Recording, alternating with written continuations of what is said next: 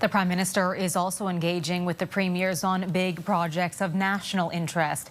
Alberta wants one of those projects to be a new pipeline that crosses provincial borders. And as CTV's Jeremie Charron shows us, Premier Danielle Smith is set on convincing her BC counterpart to get on board.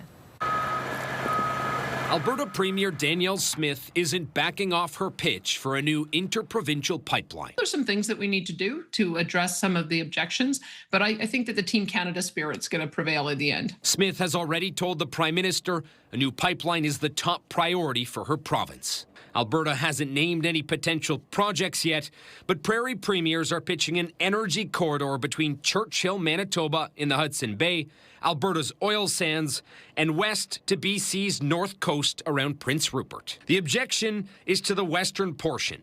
BC's premier has been clear as recently as last week he's not on board. Her vision for a North Coast pipeline is many, many years off, and there's no proponent at this point.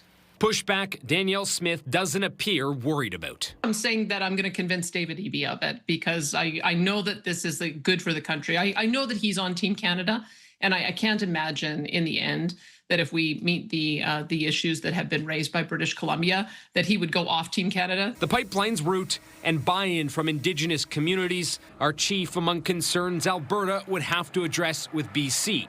And industry experts say there would likely be other challenges too.